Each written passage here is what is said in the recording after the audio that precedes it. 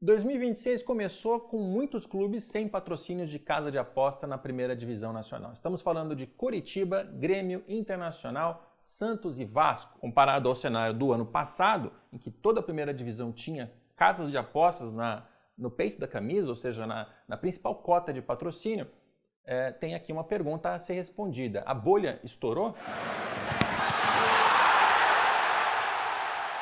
Eu não gosto muito de enrolar para dar resposta, então já te digo, a bolha não estourou, ou pelo menos ainda não, porque quando a gente fala em bolha, no sentido da economia, a gente está falando de um mercado que está inflacionado artificialmente, temporariamente, e que em dado momento entra em colapso, ou seja, aqueles valores que estão sendo praticados somem de uma hora para outra, empresas começam a ter problemas, pagamentos começam a faltar.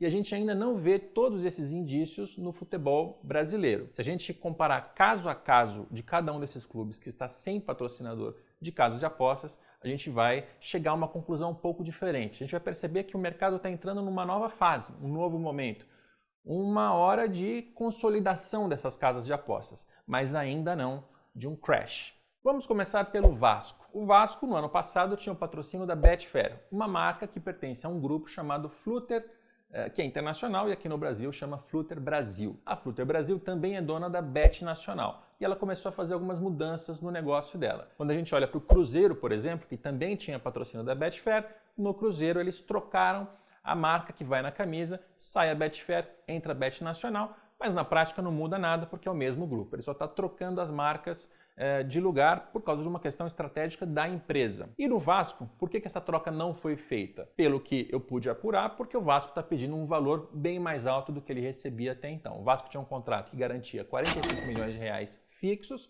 fora variáveis, e agora a diretoria do clube está buscando algo em torno de 70 milhões de reais. E a empresa, ao que tudo indica nesse primeiro momento de 2026, não está disposta a pagar 70 milhões de reais. Então, aqui a gente tem um primeiro elemento. Os valores podem não estar acompanhando as pedidas dos clubes. E os clubes, eles chegam a esses valores que eles estão querendo muito baseados na concorrência com outros adversários. A gente vai fazer algumas comparações daqui a pouco. No caso do Grêmio e do Internacional, eles eram patrocinados no ano passado pela Alphabet, uma empresa que pagava ali a cada um deles cerca de 50 milhões por ano. E nesse caso, sim, tem um problema financeiro.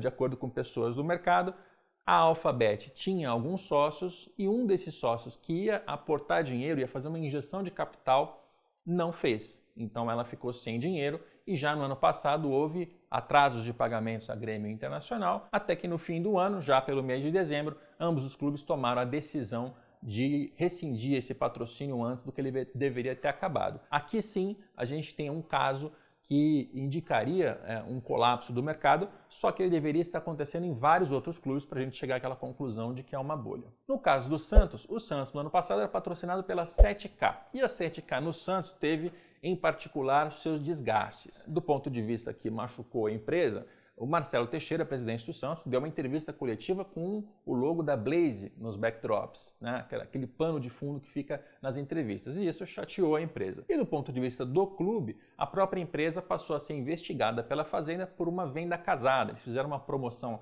em um clássico do Santos com o Corinthians, e isso gerou ali problemas para essa parceria. De um lado e do outro, houve desgastes e o Santos hoje não tem mais o patrocínio da 7K. Mas isso não quer dizer que a 7K tenha saído de outros clubes que ela também patrocina na primeira e na segunda divisões nacionais. Mais uma vez, a gente tem uma parceria que foi desfeita, mas que não é necessariamente porque a empresa está passando por problemas financeiros, porque ela quebrou. Não é esse o caso do Santos com a 7K. E no Coritiba, o Coritiba no ano passado tinha o patrocínio da Hillsbet. E a Hillsbet, ela tomou a decisão, de acordo também com pessoas que eu consultei no mercado, de rever os investimentos dela para que, em vez de gastar com clubes de futebol, ela faça investimentos ali de publicidade, né, em meios digitais. Provavelmente por valores mais baixos do que ela estava gastando. Provavelmente tem ali um rearranjo, sim, das opções, das estratégias dessa empresa. Mas, de novo,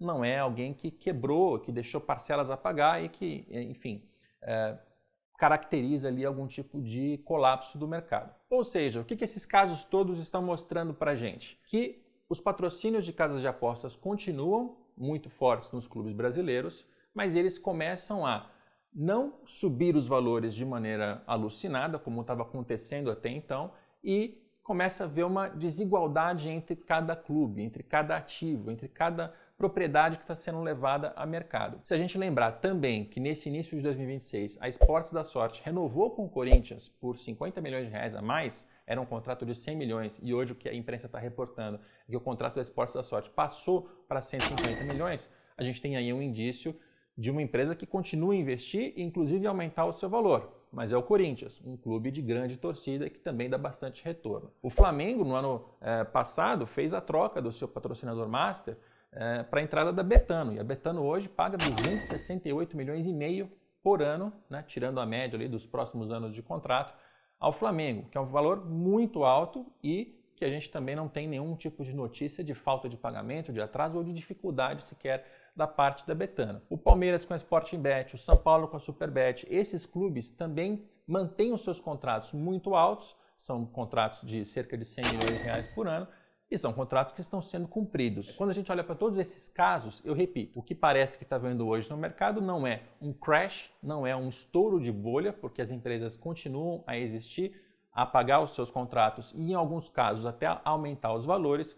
O que parece que está havendo é uma consolidação. Só para você ter uma ideia, hoje a gente tem, segundo a Fazenda, 180 marcas de casas de apostas no Brasil. Essas 180 marcas pertencem a 82 empresas. Então a gente está falando de um mercado que é muito grande, ele tem muitas empresas, ele tem muitas marcas. E o que todo mundo aposta que vai acontecer, aliás, esse é um trocadilho meio ruim, mas o que todo mundo aposta que vai acontecer nesse segmento é que vai haver uma consolidação. A gente vai ter 15 casas de apostas, 20, talvez 30, mas certamente não 80. Tem muitas empresas que não vão conseguir acompanhar o ritmo de investimento das líderes de mercado, e a gente está falando da Betano, por exemplo, que paga esse caminhão de dinheiro para o Flamengo, e essas empresas, por não conseguirem acompanhar esse ritmo de investimento, vão ter que encontrar ou outras estratégias, deixar de investir na camisa de um clube de futebol que está pedindo muito alto, porque está fazendo uma comparação clube a clube, e colocar mais dinheiro em meios digitais, nas redes sociais,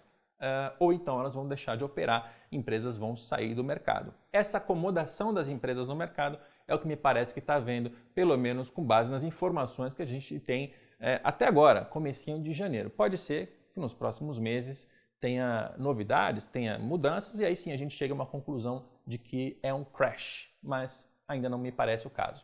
E por último, só um lembrete. 2026 é ano de Copa do Mundo, o que significa que muitas empresas desse segmento vão também fazer os seus patrocínios, vão também comprar cotas de patrocínio em emissoras. Né? Tem a Globo, tem a Cazé TV, tem a N Sports com a SBT.